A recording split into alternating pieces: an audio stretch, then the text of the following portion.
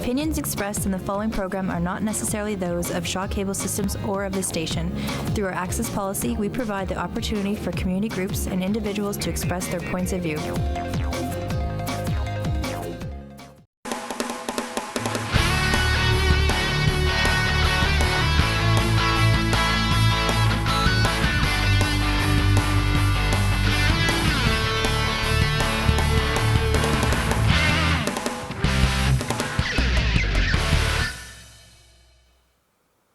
Michael Clark for the road trip, somewhere off of Highway 44 north of Winnipeg, and it's looking a little Halloweenish outside. We've got a full moon out here, and as you can see, we've got some vehicles joining us tonight, and it's a very special night because what we want to determine on the road trip this evening is, can a vehicle be haunted? And there's obviously a lot of interest when it comes to things paranormal. In fact, Winnipeg has one of the most interesting groups around, and that's the Winnipeg Paranormal Group. You're going to find out that they're actually quite busy when it comes to investigating paranormal happenings in and around Winnipeg. But what we want to find out today is, does a vehicle have the ability to have some form of remnants of a past life? And that could be, of course, an owner, or it could have been somebody who met their end in the vehicle. We're not exactly sure what we're going to find out today, so it's probably a good idea to exercise some viewer caution, because things could get a little bit scary. Now, the vehicles behind us here, we've got a 1953 Chevrolet, and it's actually been customized, and it's just about ready to meet that final stage of restoration. But next to us is a 1950 Dodge Coronet ambulance. Now, it has a very interesting history that we're just starting to find out about. In fact, at one point, this particular ambulance was in the service of the Canadian military. We don't know exactly if it saw any action. And of course, we wanted to ask the question, what vehicles could possibly be haunted?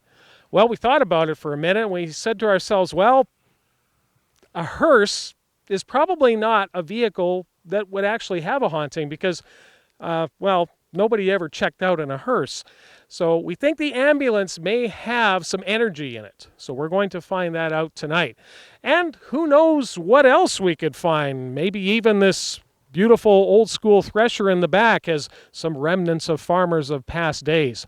But we've got a full moon tonight. The coyotes have been baying in the background, and we've got all the members of the Winnipeg Paranormal Group here tonight that are going to be helping us out. So we really appreciate them coming along. Now, if you've got thoughts, feelings, or questions about anything automotive or paranormal, send an email to steelbeltedmind@gmail.com. Buckle up and be careful of the things that go bump in the night. It's time for the road trip. Joining us now on the road trip is our old friend Jamie Johnston, and of course, if anyone wants to get anything custom done in this town, they usually have to come out to the Hillbilly Garage. Jamie, I want to thank you for joining us once again on the road trip. No problem, Mike. Thanks for coming out here and visiting me again. Well, I always like visiting you because you've usually got something in the shop that's needing a lot of restoration. And actually, one of the things that needs a lot of restoration here is this 1950 Dodge Coronet ambulance that you picked up. Yeah, Mike, this car originally came from Saskatchewan, was out in the Army there at one time in the 50s, went through a couple of different hands, and, people gave up on it. It's a lot of work, but it is a very cool and interesting and kind of spooky car. Well, and that's the thing, because you've restored so many vehicles over the years in Manitoba, and I'm curious if you've ever had an experience or ever felt something inside some of these old vehicles, because it just seems as though there has to be some sort of remnants of time that could be locked up in the chrome somehow. Not really, but this ambulance sure gave me a run for my money today, Mike. Moving it around, it just did not want to cooperate. So what you're saying is that the ambulance was actually protesting so that you could position it here at the Hillbilly Garage. Yes, exactly, Mike. Now, the other thing that we have behind us here is a 1953 Chevy that you've done one of your signature chops on. Now, I got to ask the question, in making this particular change to the car, did it protest in any way? Yeah, Mike, this car has been an ongoing project for 5 years now. I've hit it with my Bobcat shoveling snow. I backed into it with my tow truck. I don't know. This car just does not want to get finished. It almost seems like some of the cars here have a little bit of they might have some bad mojo in them. This 53 definitely has some mojo going on. As you can see, it's one color of primer, but all these gray spots are things that have happened to this car while not moving.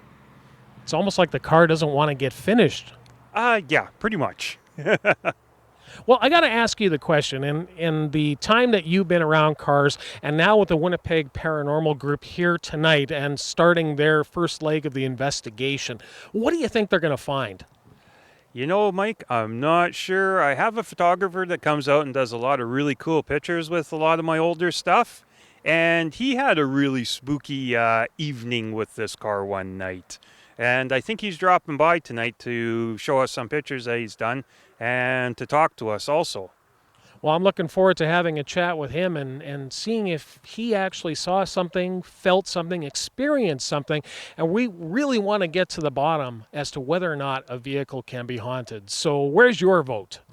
I'm definitely saying I think we got a couple of haunted ones here.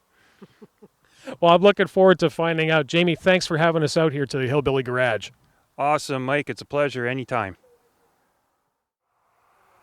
Well, someone who has visited the Hillbilly Garage on quite a regular basis is Jerry Miles, and he is a photographer of some note because he has been able to capture some very unique images that we're going to be showing you today on the road trip of vehicles, and specifically ones that some people may think are derelicts, but Jerry seems to find the life that's still inside them. Jerry, I want to thank you for joining us on the road trip. Thanks for having me.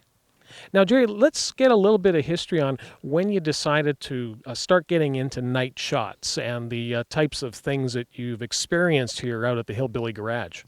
I've learned my practice of long exposure from my brother-in-law, Mike Stobbs from Saskatchewan. He taught me everything about long exposure, and what I like about it is that you add a little light and colored lights, and it gives a vehicle attitude.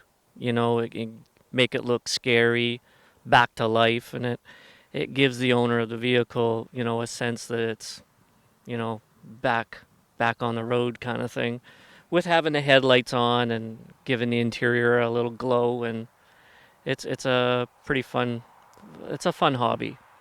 Well, and from what I've seen of the work that you've done out here at the Hillbilly Garage, you've really been able to reignite some life into some vehicles that haven't seen the road for decades. Now, I heard a very interesting story about something that you experienced when you were taking pictures of this particular Dodge Coronet ambulance. And as I understand it, something came over you. When I was done and I had everything I wanted, as all the light, I packed everything up in the car, and I was starting to head home, and everything just kind of went foggy, and I didn't know where I was going, and it took a while to get home, but I made it home safe, and all the pictures turned out really good. I was quite pleased with that. So it was a little spooky.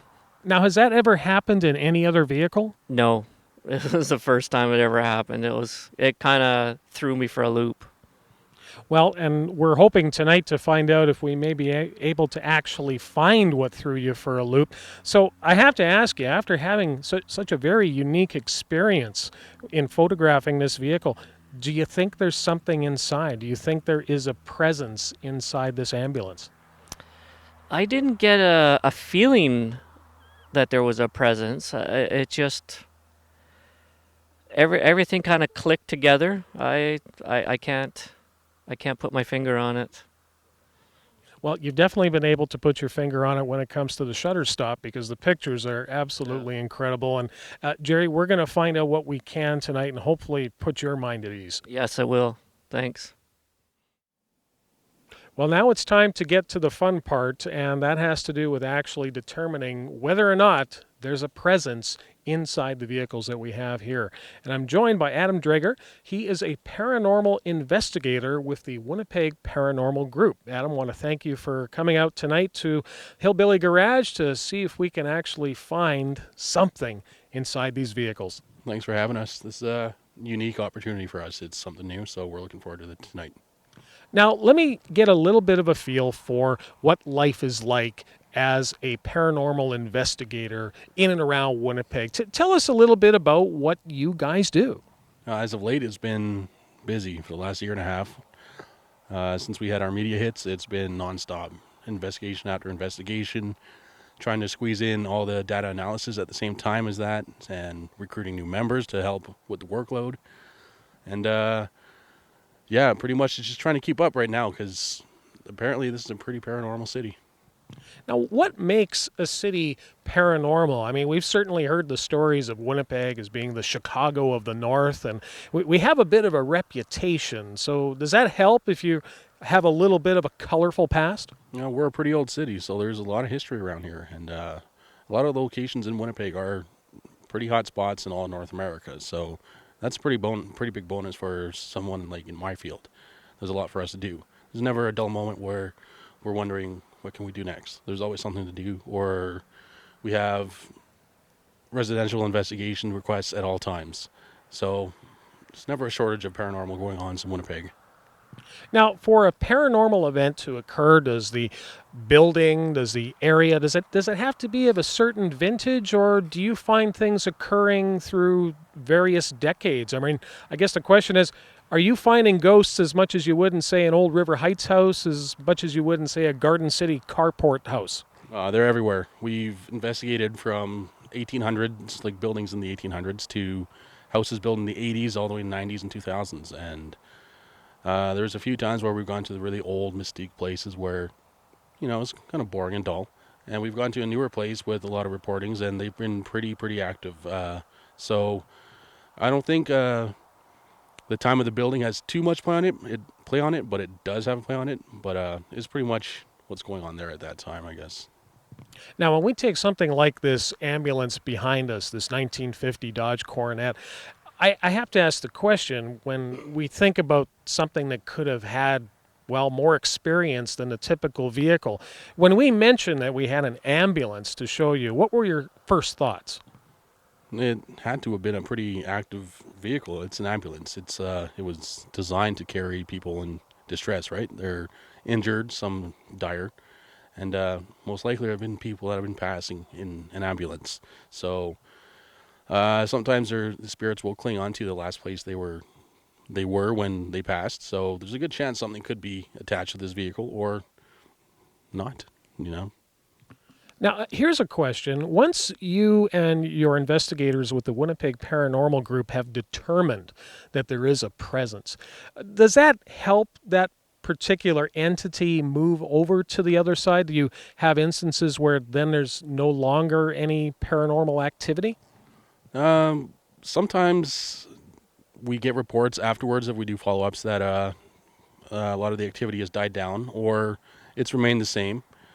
A lot of the times we just provide closure and facts for the people that have had the claims, and it's mostly for peace of mind at the time as well. Well, I have to ask the question, can you coexist with a ghost? In my personal opinion, it's mine apart from the group. I think we do every day. I think we're all on the same plane, and there's stuff out there that we can't see, and that's what I'm here for. I like to try and find that and have that proof right in front of me and try and show everyone that proof. Well, let's talk about how you go about getting that proof, because there's going to be things that, well, we don't see anybody wearing sheets in the back of this, so we don't have any obvious cues. But there's things that you and your investigators do with the Winnipeg Paranormal Group to help determine if there actually is something going on. So tell us a little bit about what you've set up inside this ambulance to try to determine that. Okay, well, right now we're using a lot of recording equipment like cameras, IR cameras, audio recording devices, EMF sweeps. We try and keep it more into, I guess you'd call it the scientific side. We're not scientists or anything, but we try and have it so what we're using provides the facts that we can see. On the camera, if something shows up, it's there, we can see it. The recorders, if we catch something that we can rule out every other variable, then we're hoping that what we did catch is, the paranormal, the spirit trying to make contact. So we're using a lot of that equipment tonight, a lot of cameras, a lot of IR cameras to pick up things in the dark, EMF meters, so we can rule out any EMF spikes that may be around, causing different frequencies to chip in on some of the equipment. Now, let's also explain for everyone out there, because believe me, this is all Paranormal 101 for me. So when you're talking about an EMF meter, what exactly is that capturing? Electromagnetic fields. Some in the field believe that the spirits do emit electromagnetic field. I'm not sure if it's widely believed, but it is out there. There are teams that use it. We've tried it. We do try it. And it's said that if they can manipulate those fields, that the EMF detectors can pick that up. And so we'll try and catch them manipulating those fields with our detectors, I guess you'd say. Now, I've also seen the team putting in voice recorders inside the vehicle. I have to ask the question, have you actually heard conversations from the other side? Well, we've never heard full-out conversations, but we've had definite hits on the recorders. We call those EVPs, electronic voice phenomenon. It's pretty much what the recorder picks up that we don't hear at that time. So we could be doing an EVP session, asking questions. We don't necessarily hear anything, but we go back and do the data analysis, and we'll have hits to some of our questions that we answered. We'll have very legible answers. So that's what an EVP is.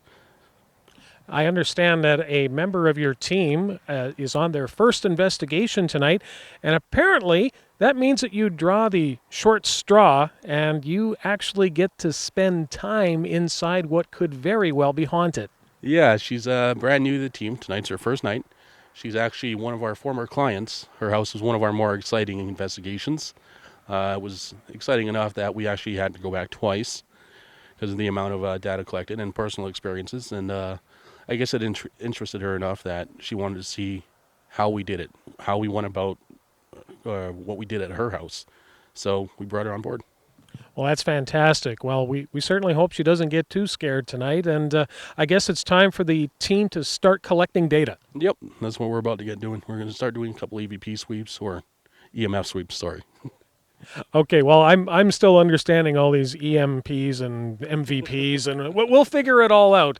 But folks, we're going to find out exactly whether or not there's anything inside these vehicles at the Hillbilly Garage. Well, as you can see, the ambulance here has definitely seen better days. Now, I've been talking to Jamie Johnston from Hillbilly Garage as to what could be involved in the restoration, and wouldn't you know it, that the Winnipeg Paranormal Group seems to be a little bit interested in it. So maybe we can cut him a deal with Hillbilly. But the thing that is really cool when you get up next to it is you realize that everything that is here, from the lights to the visor, it's all of the vintage that you would expect to see on an old ambulance. In fact, this actually worked at one time, but you shouldn't be hooking them up to 12-volt batteries. We found that out. Now, the interior is actually still fairly intact. It's had some upgrades in respect to seats, and you certainly don't have the stretcher in it that you would have had back in the 1950s.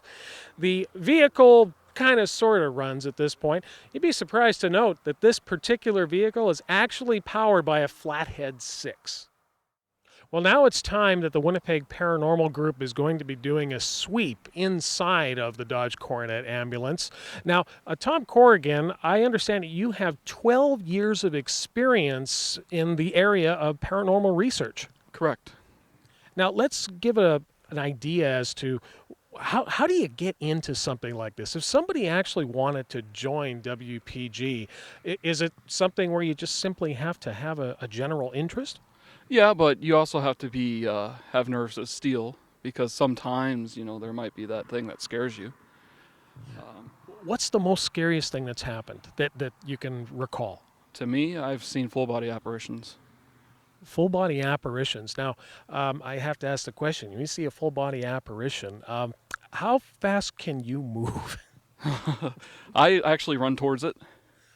Does that actually, are they more scared? Is it like bears? Are they more scared of us than we are of them? There are several different types of hauntings or apparitions. Ones that don't know that you're there, they're just replaying everything over and over again. And ones that are intelligent, if they are intelligent, you can actually interact with them, have them move things for you, come into focus and you can see things. And it's like you're there and you're like, yeah, it's for real. Wow, that must be quite an experience. I don't know if you're actually going to experience that here tonight in vehicles, but now in your 12 years, have you ever been asked to investigate a vehicle as to whether or not there's a presence? I've done a train before. Now that's interesting because I've heard stories of spectral trains that would rocket across the rails late at night. Is that something along the same lines? No, this was actually a real train. Oh, a real train. So tell us. Now we're moving in the right direction here because we're dealing with a vehicle, and certainly one that probably had seen its fair share of history. Oh yeah, it hit a child on the tracks, and it's said to have the child haunting the locomotive, the engine part. Wow. Yeah. Now, I actually understand that we have a new member for the Winnipeg Paranormal Group. She's standing next to you, and that's Ashley Barnes. Now, I understand, Ashley, that you got into this because you actually have a haunted house. Yeah, that's true. Now, how did it all come to be for that? Was it just something where you started hearing noises, or did you have full-body apparitions floating through your bungalow? There was no full body apparitions. Definitely started out as noises, weird things that couldn't be explained, and kind of progressed from there. And eventually I just got to the point where I needed to know more, and I contacted the WPG. Well, it's great that you've now joined the team, and now you're getting thrown into it full force here tonight because my understanding is you're going to be spending some time inside this vehicle. Now, Tom, I want to understand, like, if you're going inside a vehicle, a house, or a train, and you're that person who's basically trying to get those readings, is there a way that you can attract an apparition or a ghost to basically show themselves? There are many different theories. I'm open to anything. It's basically what you believe in. If you believe that bringing a stick to a car is going to bring something there, that might happen. But that's why we have cameras, EMF detectors, voice recorders to back that up. Why that stick brought that apparition out. Well, we're going to see exactly what happens shortly here, so I'm going to let you folks get to it, and I hope we find something inside this old ambulance. I hope so too. Well, Ashley, I see that you have your equipment, and you're just about ready to go on your maiden voyage, if you will, inside this beautiful old Dodge. Now, I'm actually wondering if there may be some ghosts from the early 70s, judging from some of these shag inside this thing. I don't know, I guess we'll have to find out. I think there could be a whole pile of different people inside the vehicle. So now my understanding is that with what you've got here, you've got the voice recorder as well as your meter. Yes. So and the meter will actually tell us what? Well, the meter, the theory, or some theories state that it'll actually spike if there's something speaking.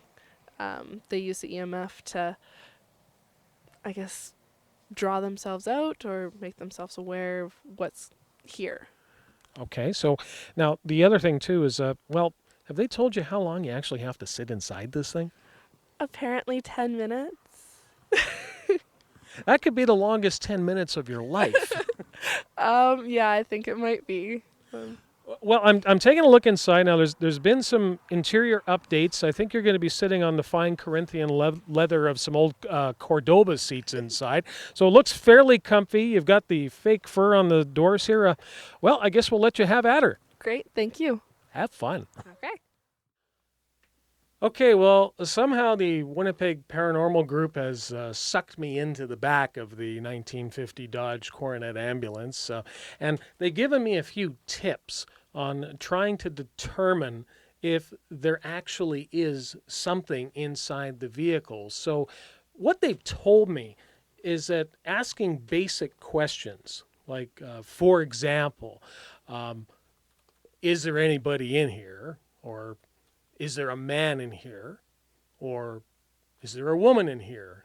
Or are you here? Did you die here? Do you like the pink shag that's still on the doors that the mice won't eat for some reason? But, I have to admit, this is all kind of new and strange to me. I mean, I've never really thought about whether or not I was going to be in a haunted vehicle. I mean, it's not like I'm necessarily hearing voices inside right now, but that's what the equipment is here for. Because what it will do is it will record the possibilities that there could be a voice in the background at a different frequency that maybe I'm not going to be able to hear right away. So that's why the group has to go back in and spend hours going through all of the data, from the video to the... Don't make fun of my pink shag. Oh, okay. Now, Jamie, you told me something off camera that really started to make the hair on the back of my neck stand up, and that has to do with this ambulance outside. And something that you and I are both used to, having certainly resurrected a few field cars in our day, you're expecting them to be full of mice. Now, the weirdest thing I noticed on this car is that all that weirdo fun fur from the early 70s is still on it. Why is there still interior inside this old ambulance? Mike, I don't have a question or an answer for that one, but it is one of the only cars in my whole yard that has no mice in it and never has had any mice in it. Okay, so are you thinking that there's maybe something inside that's keeping the mice from coming in? Well, we did just take a walk around the yard a few minutes ago, and you noticed every one of my cars has footprints all over them from the cats, except for that ambulance. Well, and if there's one thing that popular culture has taught us is that sometimes cats they have that sense, I swear they can almost see the things that we can't. Yeah, I never thought much about it before, but just recently I noticed all that fun fur is the best house for any mouse that would ever want a house. Well, it certainly looks comfy, and they don't touch it. The cats don't go near it. Do you have dogs kind of growling at it from the neighboring yards? No dogs, but no mice, no cats. No mice, no cats. Well, then maybe the perfect answer to keeping your vehicle safe over winter storage is get it haunted. Mike, if we could do that to every classic car, we would have no problem. I think we got to talk to the Winnipeg Paranormal Group and somehow work something in for vehicle storage in Winnipeg. So I'm going to go ask them if that'll work. Yeah, see if we can get a haunted building.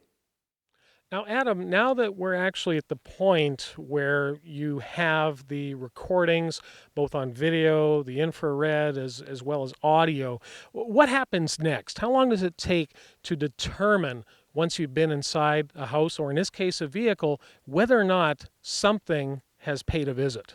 It'll take a few days of just sitting there and, like, with a fine-tooth comb, just going over it over and over and really breaking it down and trying to find any anomaly that we can find within there. Well, I have to ask you, because now that you've done this, now that you've experienced this, do you think that there could be the possibility that something is inside this vehicle, just from what the rest of the team has experienced here tonight out in Highland Glen? There's always a possibility for that kind of stuff, but that's why we're here. That's why we keep doing what we do, everything for that possibility. Well, fantastic, because what we're going to do is we're going to have a segment at a later date that goes through the data that the team from the Winnipeg Paranormal Group has put together here tonight. So maybe we can answer that question definitively. So we're looking forward to that, and we can't wait to have you back. No, we'll be happy to come back. Well, the investigation has come to a close for tonight for the question as to whether or not a vehicle actually could be haunted. But the Winnipeg Paranormal Group is going to be putting together their data, and we can't wait to find out exactly what they found inside this ambulance. And so from Highland Glen, I'm Michael Clark. And we're the Winnipeg Paranormal Group. Happy Halloween, everybody!